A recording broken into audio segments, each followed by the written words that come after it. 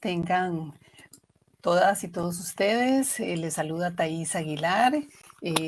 Hoy lunes 11 de octubre del 2021, así que hoy continuaremos con el tema que nos trae esta mañana de lunes, que es el tema de la pornografía como aprendizaje violento de la sexualidad y su efecto en los menores de edad, especialmente los varones. Y para eso quiero compartir con ustedes algunas cifras de una presentación de mi invitada de hoy, que señala, por ejemplo, que la primera vez que los jóvenes se encuentran con la pornografía es a la tempranísima edad de los 8 años. Debido a la familiaridad con la que la tecnología móvil permite acceder, ¿verdad? Y los pocos controles que hay para las personas menores de edad. Además, 1 de cada 4 varones comenzó a consumir pornografía antes de los 13 años. Y la edad media del inicio del consumo de pornografía en general en los hombres es de 14. Y la edad media del inicio del consumo de pornografía en las mujeres es de 16 años. Entonces, con esos datos, de los cuales pocas veces hablamos públicamente, y creo que ni siquiera en el sistema educativo, pues es que quiero comenzar este programa. Y antes de comenzarlo, pues quiero también hablarles de mi invitada. Ella es Sonia Recinos, del CID.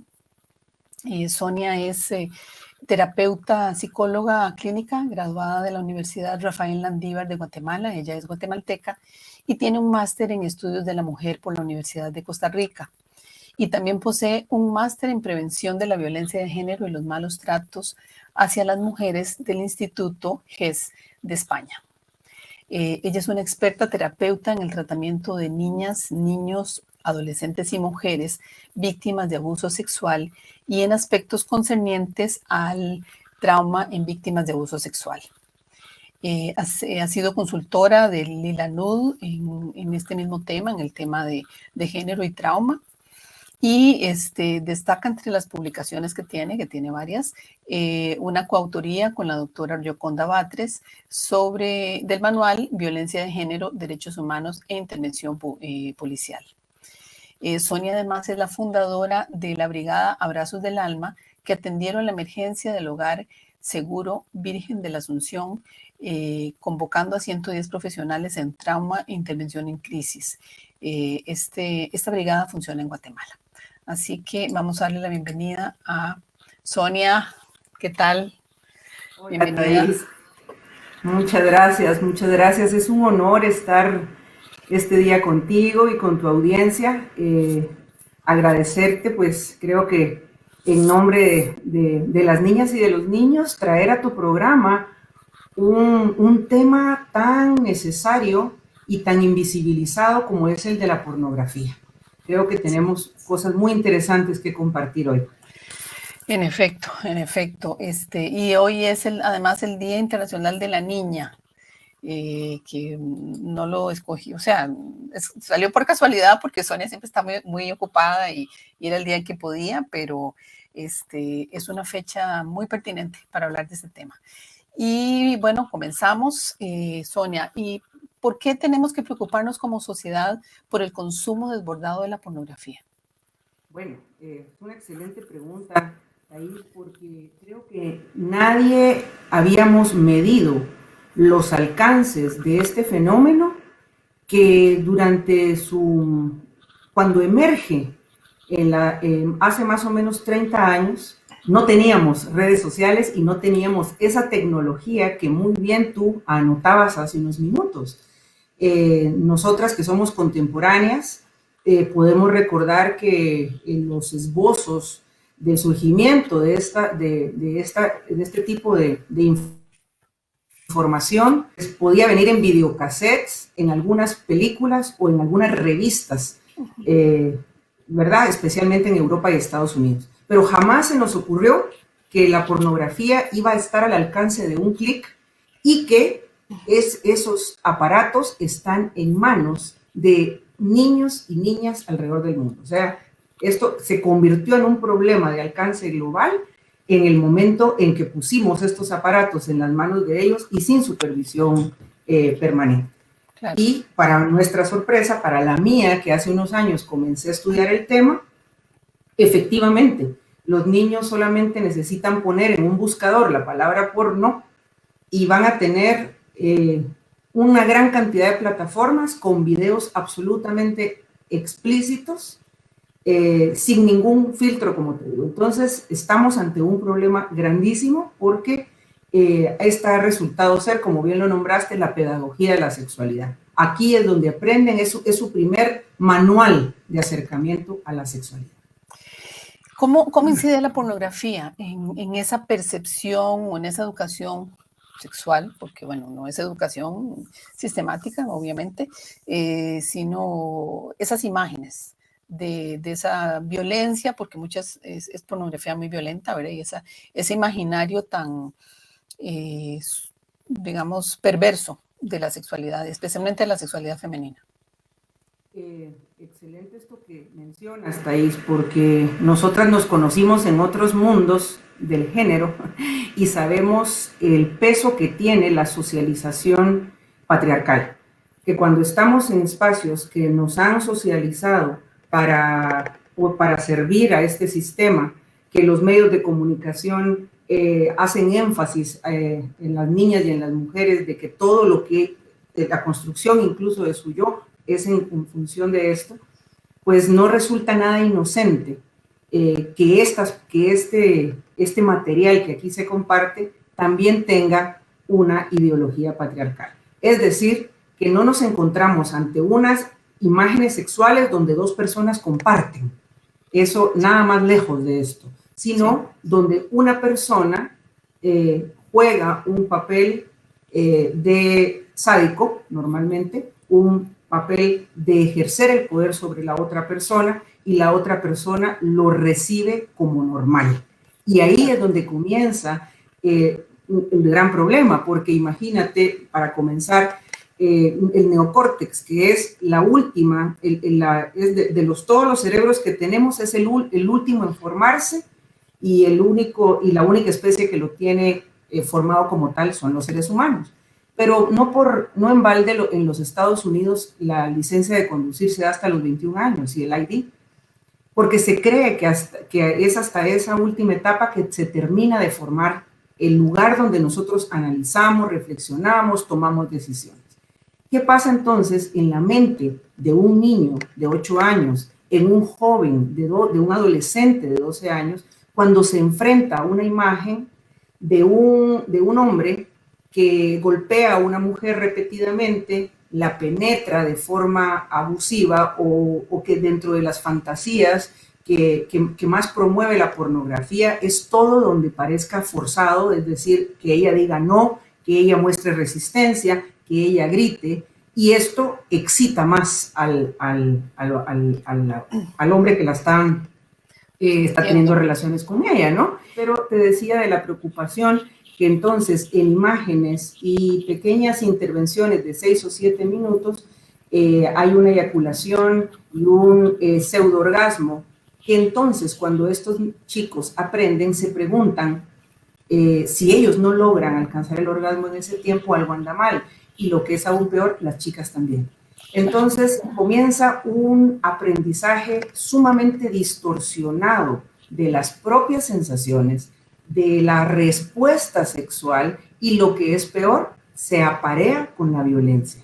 Es decir, entre más grosero sea el compañero con el que estoy compartiendo, yo debería estar más excitada. Y como nuestras escuelas, como bien lo dijiste, llegan bastante tarde, cuando los padres de familia deciden hablar con sus hijos sobre sexualidad, los que les pueden dictar una cátedra son ellos, ¿no? Claro, porque ya el aprendizaje lo tuvieron con los compañeros que les dieron todo este tipo de accesos y de ideas de acceso a la pornografía. Sí, Sonia, ¿y qué relación? Porque recuerdo que tu tesis de maestría era un análisis sobre abusadores juveniles sexuales, si mal no recuerdo, condenados, digamos, ya privados de libertad. ¿encontraste alguna relación entre ese abuso, ese delito sexual de estos menores de edad y el consumo de pornografía? Efectivamente, esa es una excelente pregunta, Thais, porque para que nuestra audiencia no vaya a equivocarse, voy a ser muy cuidadosa en cómo lo planteo. Todos los abusadores sexuales, que tuve la oportunidad de hablar con dos grupos, en mis estudios cuando todavía estaba decidiendo el tema de tesis, tuve acceso a abusadores juveniles que consumían pornografía. Y entonces me pareció que era un tema que no podía obviar para el estudio propiamente ya con ofensores sexuales adultos, en cárceles de adultos, donde también comprobé el uso de la pornografía y cómo ese aprendizaje de la sexualidad violenta se enganchaba con el tipo de actuaciones y fantasías que ellos manejaban al abusar de las mujeres. Entonces, todos esos abusadores consumían pornografía. O sea, de una u otra manera aprendieron ese tipo de abuso viendo pornografía. Correcto. La pornografía les validó que esa es la forma correcta de relacionarse, que esa era la forma que a una mujer excita. Y incluso un dato importante, Thais, estamos teniendo ahorita reportes de chicos adolescentes con problemas de eyaculación precoz. ¿Sí? Chicos ahora ambidiestros para masturbarse, para poder tener el móvil en la mano. ¿Sí? Todo esto es realmente una serie de distorsiones de la sexualidad que van a cobrar un precio muy caro para el desarrollo del yo de estos muchachos. Y ojo, recuérdate que por la forma en que está conformada nuestra sociedad, ellos serán los maestros también de sus compañeras sexuales, ¿verdad? Entonces, recuerdo muy bien el caso de una paciente que cuando llegó a terapia, este muchacho era su novio. Luego se casó con él, pero ya había una preocupación que por supuesto en el matrimonio terminó de aflorar. Y era que él le pedía que mientras tenían relaciones le permitiera decirle otro nombre. Y que ella repitiera una y otra vez la palabra no. Entonces, estas fantasías emulaban una violación. Con el tiempo y en el matrimonio, este hombre resultó ser un adicto a la pornografía, que no podía tener una erección si no pasaba de 2 a 3 horas estimulándose en la computadora para poder llegar y tener una relación sexual. Entonces, estamos hablando de un tema serio y de una difusión que realmente nos espanta.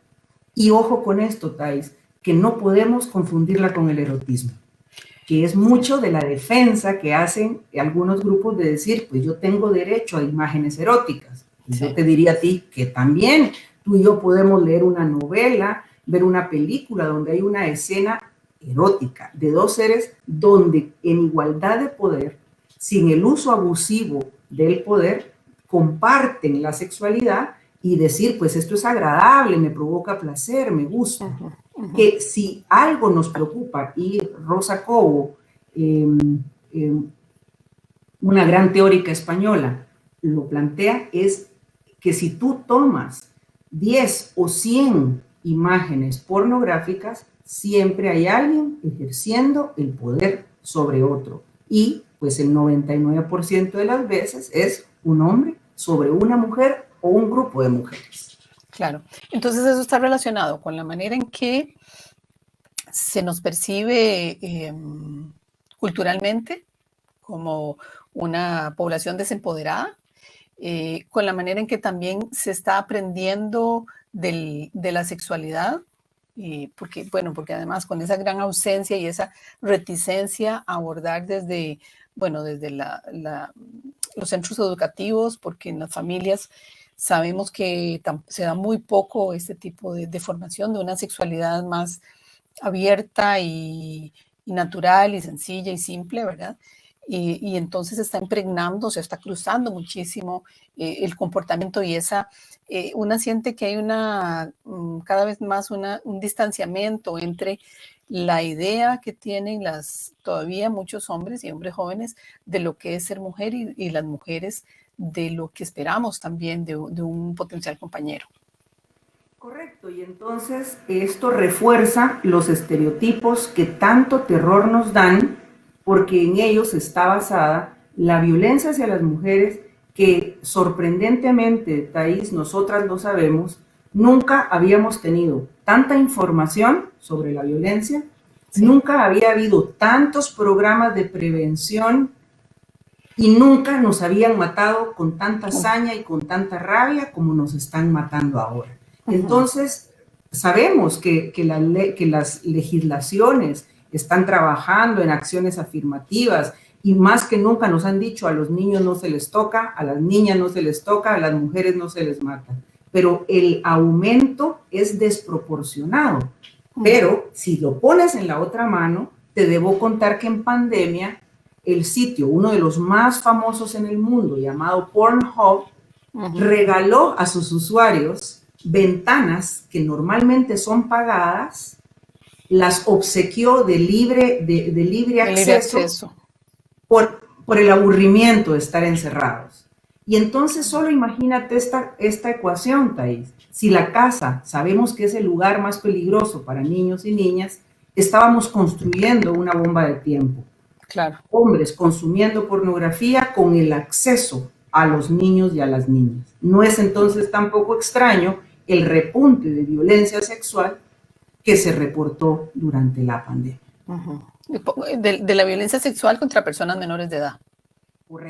Correcto, porque ahí hay otra cuestión bien interesante y es que movimientos radicales defienden el uso de la pornografía y los mismos abusadores dicen, si no tuviéramos pornografía, cometeríamos más abuso, porque esta es nuestra área de desfogue, ¿sí? Sí. O sea, agradezcan que tenemos este tipo de recursos porque entonces podemos sacar esa energía. Y por supuesto, quienes estamos a favor de la defensa de los niños y las niñas, sabemos que es lo contrario, ¿no? Que a más estímulos de este tipo, lo que estamos notando con el aumento del consumo de la pornografía en jóvenes, ¿verdad? Ahora, más tempranamente, piden a las jóvenes tener relaciones sexuales anales para no embarazarlas, ¿sí? Y estas chicas son sometidas a este tipo de peticiones porque, otra vez, la sociedad nos ha dicho que tenemos que hacer lo que nos piden para poder ser aceptados. Que ser complacientes en ese sentido. Bueno, y además ha incrementado muchísimo la denuncia de chantajes a chicas, adolescentes, de parte de sus novios y amistades y demás, porque les hacen grabaciones un poco comprometedoras y fotografías de ese tipo, ¿verdad? Entonces hay que sumar todas esas cosas. Entonces todo eso viene de ahí. Y qué dicha que tocas ese tema, Thais, porque hay un dato que a mí me llamó la atención. A raíz del libro de Rosa Cobo sobre pornografía, El placer del poder, comencé a tratar de emular los estudios que ha hecho Rosa Cobo en España y ver qué podía encontrar yo en este lado, en América. Pero no solo eso, sino que tengo la fortuna de trabajar en un sitio donde nos dedicamos a la seguridad informática.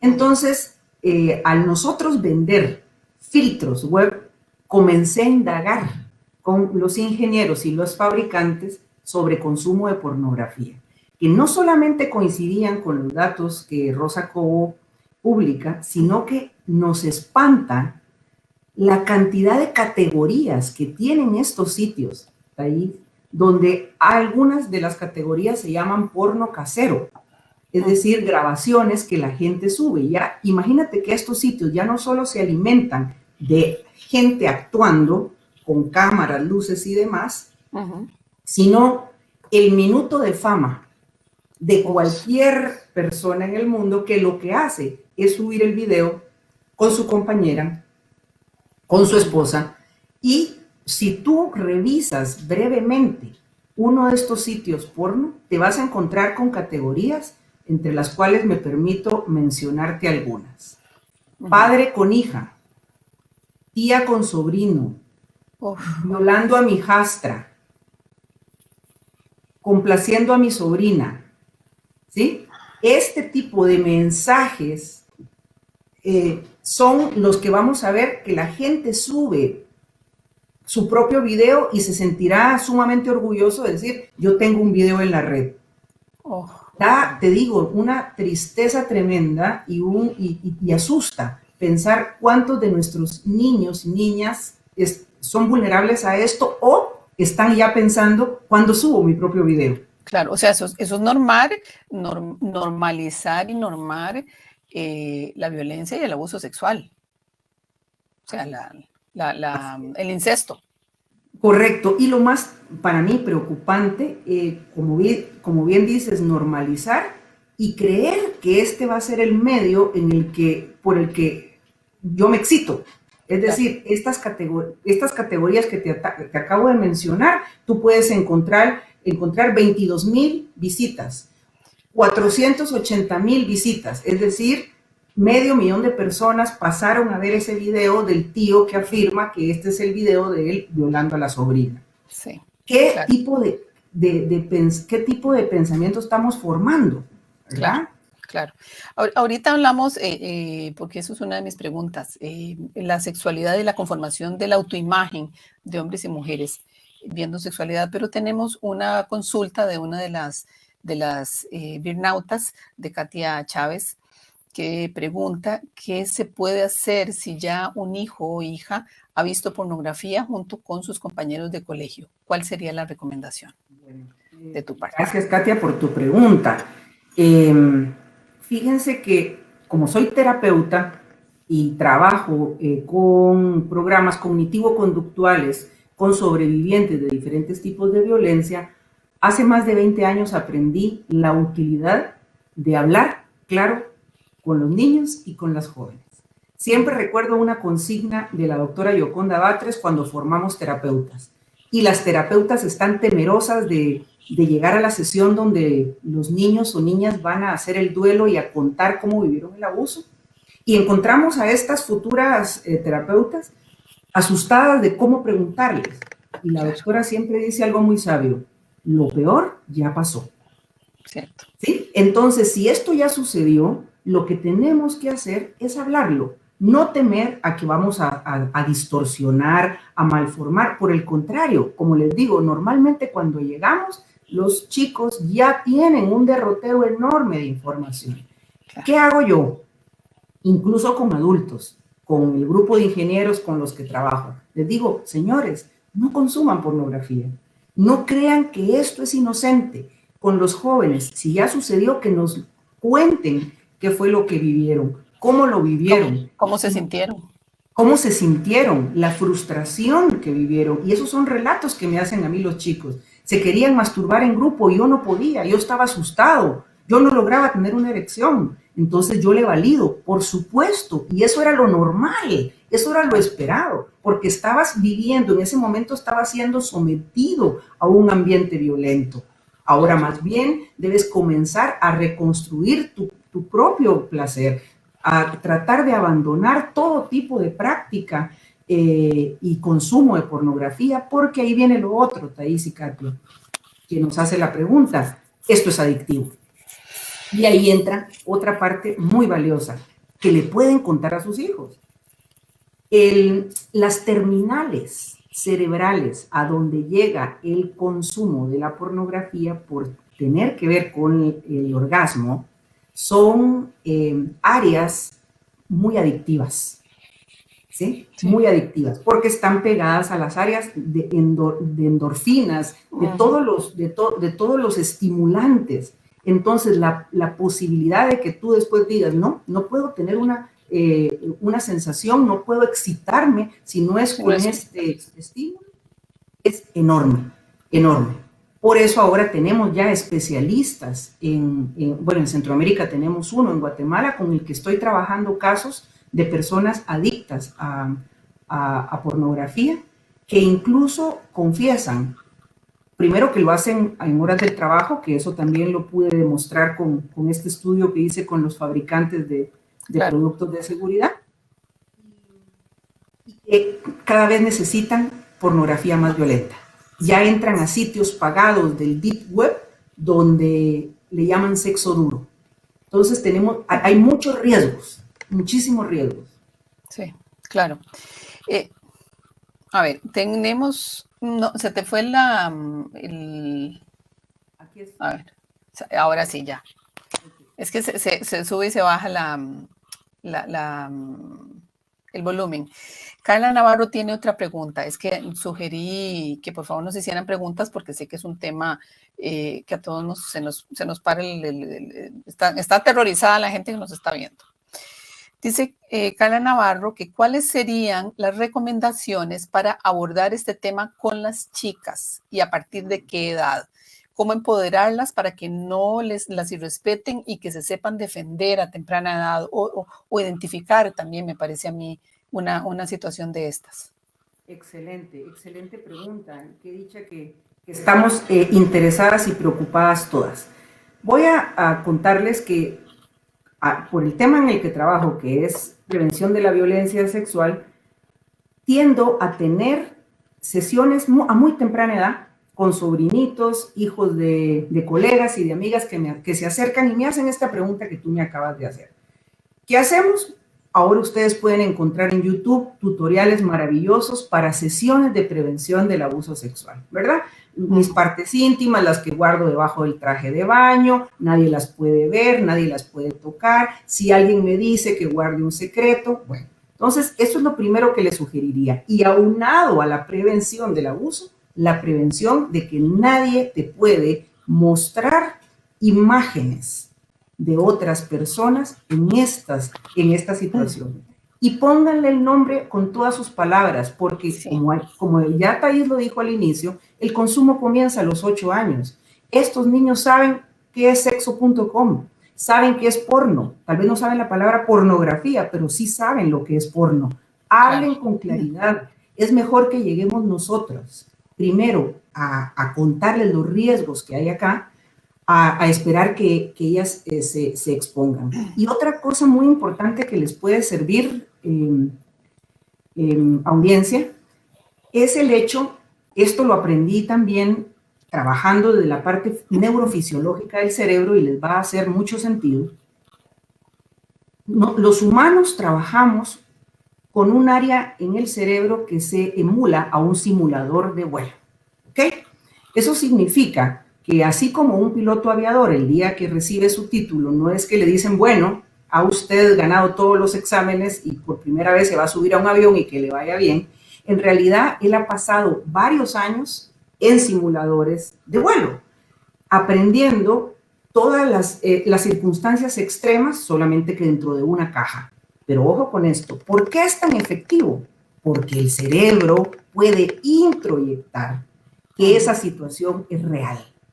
Al punto que se hizo el experimento, bueno, en realidad el ejercicio más que el experimento, con un pelotón de un ejército que no podía disparar. Estaban paralizados. Los regresaron, los pusieron a jugar juegos de video violentos y lograron disparar. ¿Sí? Entonces, ese simulador de vuelo es sumamente sensible. Estos niños y niñas que se someten, no tan tempranamente, que se someten al uso de pornografía, están aprendiendo que esta es la forma de vivirla. Claro.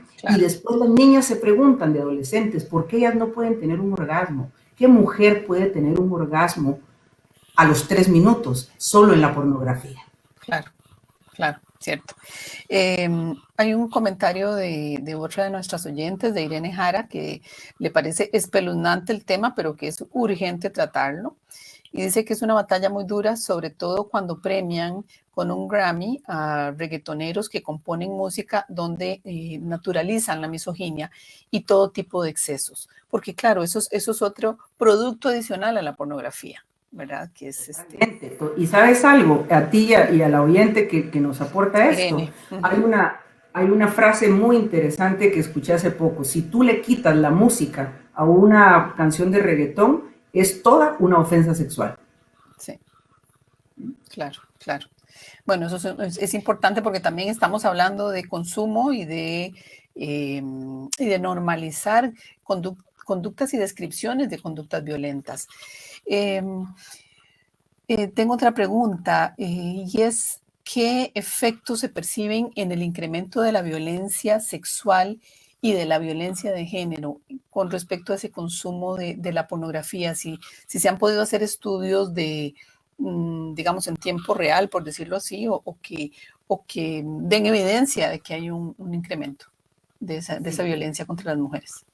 Fíjate, Thais, que los estudios están viniendo de intervenciones en focus group y en pequeñas terapias de grupo con adolescentes, que nos están contando ellos cómo son obligados y sometidos por esa masculinidad hegemónica que en el grupo, si tú no ves pornografía, no eres hombre.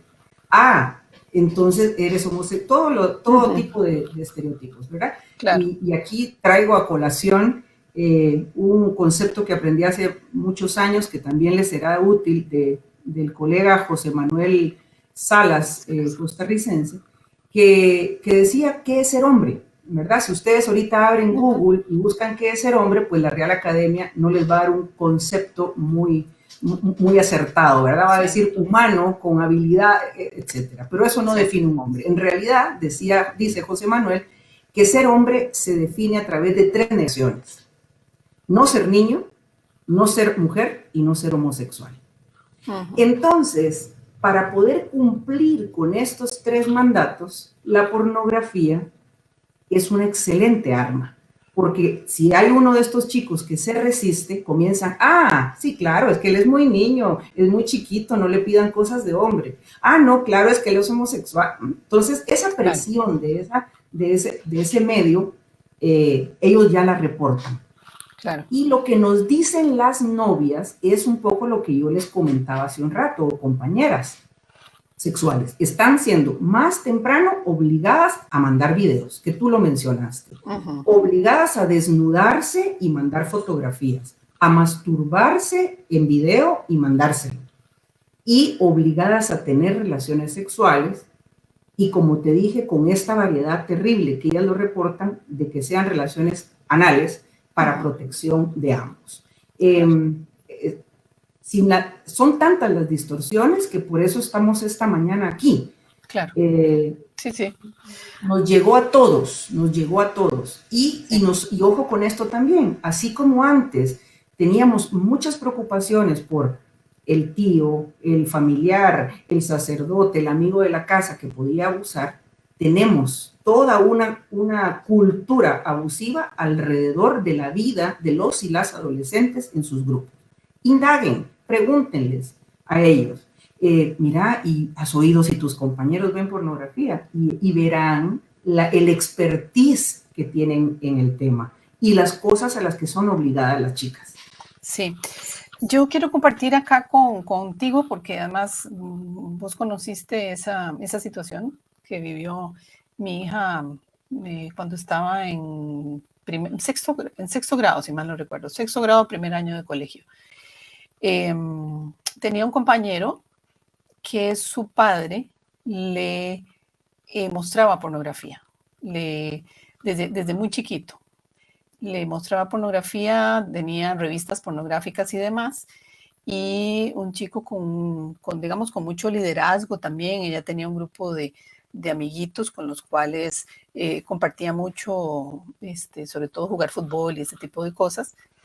Y en algún momento le hicieron una carta, creo que eran 4 chicos, donde la ofendían muchísimo, ofendían su cuerpo, en fin, fue una cosa muy fuerte, no sé si la recordás, ¿verdad? Y ahí lo que una tiene que o sea, lo que con base en mis conocimientos, en lo que he trabajado este tema, primero una no tiene que enojarse, ¿verdad? No tiene que enojarse con su hija o con su hijo, prestar atención, que eso fue lo que yo hice que ella se sintiera en un espacio seguro para que me contara la situación. En ese momento lo habló con su padrastro porque él la vio, yo estaba de viaje y él fue el que vio la primera reacción. Entonces fue un poco indagar qué había pasado, porque estaba muy molesta. Muchas veces la reacción puede ser de tristeza o de miedo y demás. Ella lo que estaba era como con una gran frustración. Y aprovechar ese momento para hablar y reforzar digamos, porque una de las oyentes de las Bernautas nos está haciendo esa pregunta, ¿verdad? ¿Cómo empoderar a las chicas para identificar esas situaciones y que lo hablen, que tengan la confianza de decírselo al padre, a la madre o a alguna persona adulta que esté, o bueno, en este caso también a la maestra, si es el caso.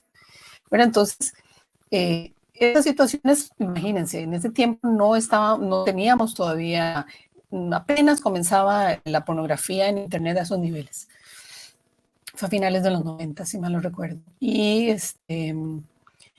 entonces, ¿cómo abordar? Que una de las preguntas de las compañeras es cómo empoderar a las chicas, porque también en el fondo es esta socialización en la cual hablas que es tan importante en ese momento de la adolescencia, ¿verdad? De sentirse perteneciendo a un grupo, a tus pares y demás, pero estamos con esta distorsión de la realidad y del aprendizaje. ¿Qué podemos hacer? Thais, gracias por el ejemplo que das, que en su momento también les acompañé, y quiero anotar lo que con mucho tino en su momento hiciste. Lo más importante, escucharla, indagar y creerle. Y acabas de decir otra cosa importantísima. Eso fue hace más de 15 años. Uf, hace un montón. Ajá. Sí. Y no teníamos a todos los niños con un teléfono en la mano. Sí.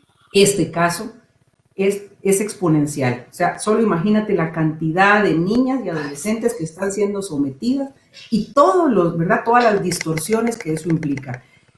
Porque la autoimagen, nuestra autoimagen, se crece en un ambiente patriarcal donde los referentes vienen de observadores masculinos, donde no hemos aprendido, en esa sociedad no nos ha hecho creer que lo que nosotras pensamos de nosotras y nuestras intuiciones, la relación con nuestro cuerpo, lo que nos hace sentir cómodas, eso no vale.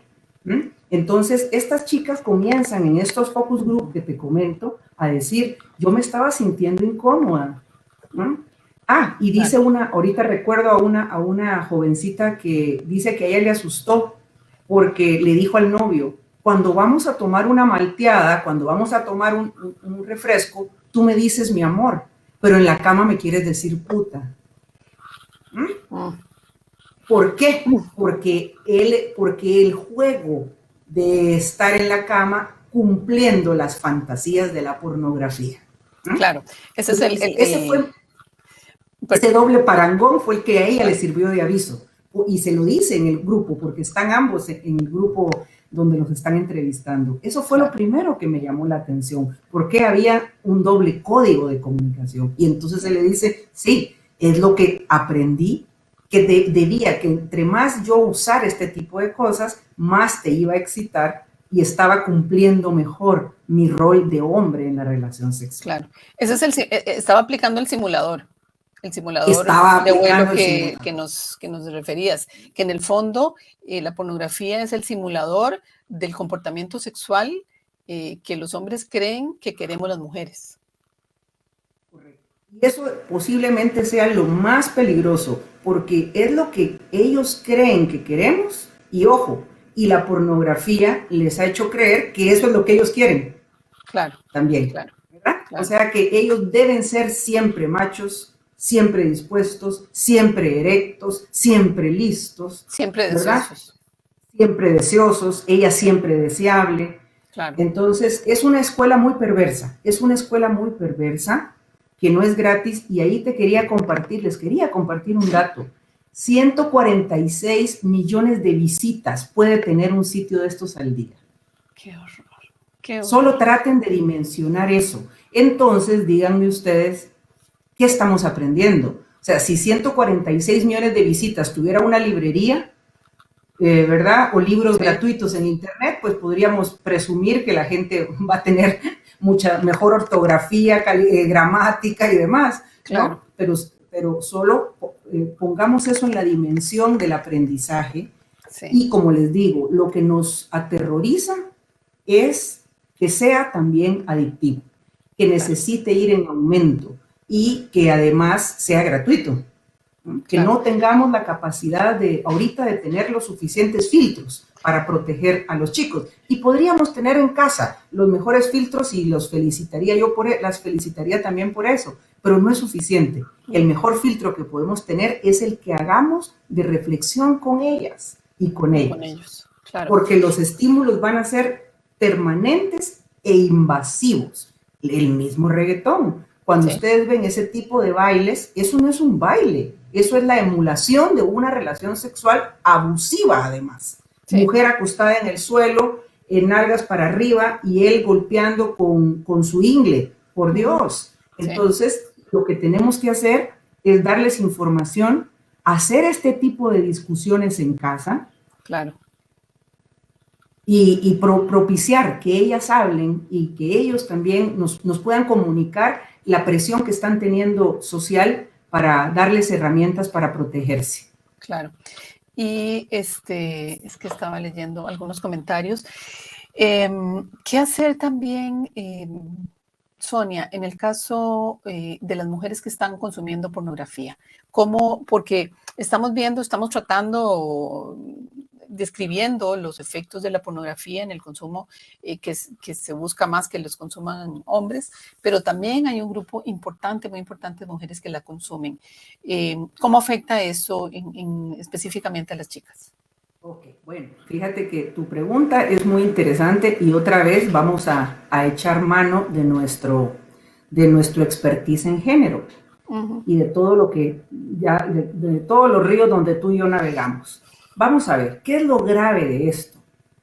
Mientras ellos están aprendiendo que deben ser abusivos, imagínense ustedes los riesgos que corren las chicas cuando en este tipo de comunicaciones se les invita a excitarse siendo sometidas, excitarse siendo violentadas, excitarse rápidamente y teniendo un orgasmo inmediato, excitarse cuando te dicen términos espantosos.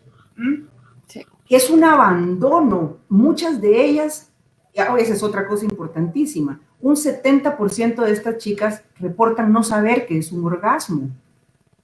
Y tiene todo el sentido, porque de qué manera cualquiera de nosotras adultas que sabemos de qué forma se alcanza un orgasmo, ya sea en soledad o en compañía, sabemos qué tiempo, cómo se construye, el ritmo de excitación, cómo ellas van asociando que tienen que sentir placer entre más violentadas sean, y que si no lo hacen, pues las que están mal son ellas. Claro.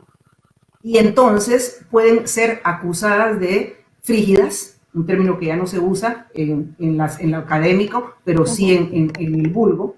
Claro. Entonces, los costos para la propia vida, el desarrollo de una sexualidad sana, son muy altos. Fíjate, Thais, que yo siempre digo, yo tengo 50 años, que yo, como vengo de otra generación, nunca tuve acceso a la pornografía. Estaba en un colegio de monjas, éramos solo mujeres, y puedo decir que la primera vez que tuve contacto con una revista fue porque mis padres migraron de habitación a mi hermano y cuando le movieron la cama salieron unas revistas de la parte de abajo del colchón y eso fue todo un escándalo. Él podrá haber tenido 14 años y yo 12. Recuerdo que por ahí en esas edades vi en video la película La Laguna Azul con Brooke Shields. Perdón por los sonidos de fondo. Sí, sí, los típicos, el de los huevos. Perdón, ok. Y entonces me ha servido, ahora que doy este tipo de conferencias y que estoy trabajando en pornografía, explicarles que yo vi una escena erótica en esa película.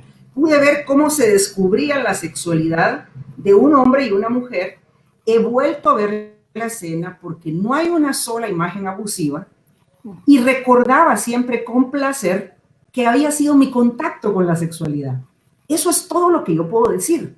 Después, como fui desarrollando mi sexualidad, ¿verdad? Con las personas con las que compartí. Pero, ojo, yo tengo entonces otra formación, otro derrotero, del cual no estoy escuchando en estas chicas, que de forma tan temprana están siendo distorsionadas a tener su contacto con sus sensaciones gracias al abusivo consumo y a la abusiva propuesta que hay, porque ojo con esto, perdonen, no me quiero disgregar, es imposible que la industria pornográfica no tenga todo un andamiaje económico de primer mundo. Claro. Hay un dato pavoroso para lo que les comenté hace un momento de la cantidad de navegaciones diarias. Se necesitaría un edificio de al menos 3 pisos, lleno de servidores. O sea, ni siquiera Amazon tiene cuartos de servidores tan grandes. Si esto sucede, por Dios, no podemos cerrar los ojos a que esto es validado y como los que te venden droga, que la primera te la regalan para que después tú te hagas adicto, es lo mismo. Claro. Hay alguien a quien le conviene, hay alguien a quien le sirve. Exactamente. Esa adicción y ese sometimiento. Y lo peor de todo es que estamos ante esa avalancha de desinformación sobre la sexualidad humana versus la presión de grupos conservadores de todo tipo porque no se hable clara y abiertamente sobre la sexualidad. Es el peor momento, como digo yo, se han conjugado los peores momentos. Los grupos conservadores, además confundiendo la educación de la sexualidad con sí o el no al aborto, o el sí o el no a otros temas, y entonces tratan de meterlo todo en una canasta, mezclar cosas que no son, pero asegurarse y decir, no, mis hijos los educo yo. Entonces se queda el vacío en todos los espacios de educación estructurados, se queda el vacío del aprendizaje sano de la sexualidad y le dejamos la puerta de par en par a este tipo de prácticas para que entonces sencillamente tengamos ahorita todo un fenómeno de personas lastimadas, enfermas, adoloridas. Tengo 3 pacientes, mujeres, con 2 de sus compañeros adictos a pornografía en rehabilitación y otro de ellos que fue sorprendido tomando fotografías a mujeres que luego le servían a él para excitarse y demás, pero tenía una pequeña industria. Están tratando de salvar ese matrimonio y te estoy hablando de mujeres como tú y yo, ¿verdad? No que las tuvimos que ir a sacar de ningún lado. Mujeres como tú y yo que están viviendo este tipo de secuelas y lo que digo, ¿no? Jóvenes con eyaculación precoz. Tiene todo el sentido, todo el sentido. Todo hace juego. Sí, ¿y qué acciones podemos realizar como sociedad, como personas en nuestro entorno, como familias, para combatir este flagelo? Que primero que no se habla, ¿verdad? Porque eso es lo que más me llama la atención. Sí, eso yo creo que ya hemos ido delineando algunas cosas. El hablarlo en familia. Fíjense que yo he hecho el experimento porque tengo sobrinos postizos en este segundo país, tengo sobrinos en Guatemala y he llevado el tema a la mesa, donde está mi padre, o sea, están los abuelos, están los tíos y hemos hablado del tema que jamás en la vida se hubiera tocado. Y entonces mi padre, un hombre de 81 años, opina mi madre, opinan los jóvenes. Rompemos el velo. Velo para no darle gusto a quienes nos quieren desinformados. Claro. Ese trabajo en casa, el trabajo, ojalá, la denuncia, lo que estamos haciendo contigo hoy, promover que la lectura es seria sobre el tema, que ahora hay mucho más en internet. Me encontré bastante material valioso, sobre todo de las españolas, que luego de Rosa y antes de Rosa han estado trabajando en ello. El poder, no sé, quisiera pensar que vamos a poder promover en la escuela el abordaje. Y si no se puede de forma estructurada, poder llevar este tipo de reflexiones a grupos de adolescentes, claro, ¿verdad? A otro tipo de espacios. Por ejemplo, me quedé pensando en lo que Katia nos comentaba de un grupo de, digamos, de chicos de colegio, chicos y chicas que han compartido pornografía, que una los descubre. Me imagino que tal vez ella debe haberle sucedido. ¿Cómo abordar eso? O sea, es ponerlo sobre la mesa, llamar a ese grupo, hablarles de ese tema, o sea, sacarlo a colación. Es como, yo creo que tenemos que romper efectivamente ese velo y quitarle el secretismo que tiene. Así es. Así es. Y que fue lo mismo que sucedió cuando comenzamos a aprender de abuso sexual. Hoy sabemos que posiblemente nuestras tatarabuelas y bisabuelas vivieron abuso sexual. Sí. Pero eso no se hablaba, se hablaba. Hoy el tema se aborda de forma más abierta y esa es la primera forma de combatirlo. ¿Saben qué les puede servir mucho? No se asusten de tomar un video pornográfico y analícenlo. A mí me sirvió mucho con mis sobrinos ya adultos jóvenes y decirles, analiza lo que está sucediendo ahí. Decime quién es objeto y quién es sujeto ahí. Porque se repite, yo sabía que no había riesgo. Siempre, la meta del pornógrafo es siempre objetivar a la mujer, porque el placer radica en el proceso de objetivación. Claro. Entre más ella sea sometida, entre más ella sea maltratada verbalmente, golpeada, sus niveles de ser sujeto y de poder aumentan, y su excitación también. Claro. Entonces, poder señalar esa diferencia y después corta el video, pon otro. Sí. Y dime otra vez, ¿quién juega aquí el papel de objeto y quién juega el papel de sujeto? Tomemos un video de un reggaetonero. Cuéntame de nuevo, ¿quién es aquí objeto y quién es sujeto? Ya solo ese ejercicio. Y de una escena erótica. Bueno, exactamente, que era lo que yo les decía. Yo, ¿cómo se llama? He estado ahora, como estoy revisando videos, estoy tratando de hacer clasificaciones de videos y además estoy indagando a qué hora se consumen, que esa es otra cosa interesante. Cualquiera diría, mira, en la noche la gente va a ver un poco de pornografía para compartir con su pareja o masturbarse. No, se consumen horas de oficina, se consumen horas hábiles, es decir, eso te da ya la señal de que es una situación adictiva y que no tiene ya que ver con el placer sexual, sino con la necesidad como de decir, me salgo de la oficina a fumar un cigarrillo porque me urge. Bueno, pues lo mismo sucede en este caso. Bueno, no en vano muchísimas instituciones públicas, lo sé porque no he conocido privadas aún, tienen muy restringido el acceso a Internet.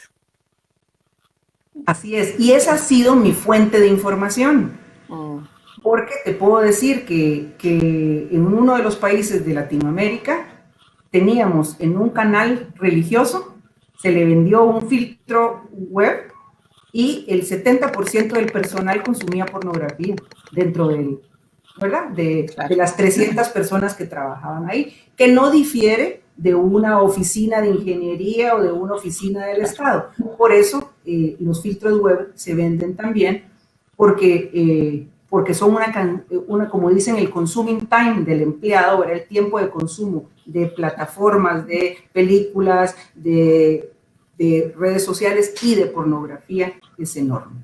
Claro, bueno, eso es otro tema para hablar en algún momento porque es todo un nicho, es toda una beta. Pero bueno, te agradecemos muchísimo por habernos acompañado para hablar de este tema que ha sido, digamos, pocas veces tenemos tanta participación de nuestras birnautas, porque realmente es un tema que es preocupante y no lo estamos abordando desde los medios de comunicación y es urgente para comenzar a combatir ese efecto que nos describías de simulador de la sexualidad, de cómo están consumiendo y cómo están aprendiendo nuestros jóvenes, especialmente varones, este tipo de... Ahí cerraría con algo, Thais, que creo que nos puede dar esperanza. La violencia se aprende y si se aprende, se puede desaprender. No la traemos, no viene en ningún gen, no se hereda nada. La violencia, esta que hoy estamos discutiendo, es un aprendizaje social. Ese simulador de vuelo también se puede reeducar. Entonces, excelente. Tenemos que tener esperanza que hay un camino. Claro, entonces, bueno, aquí estamos comenzando por poner el tema en el tapete de manera pública. Y bueno, pues muchísimas gracias, Sonia, por acompañarnos hoy y a las personas que también nos estuvieron con nosotras y las que participaron, y esperamos que podamos seguir conversando sobre estos temas.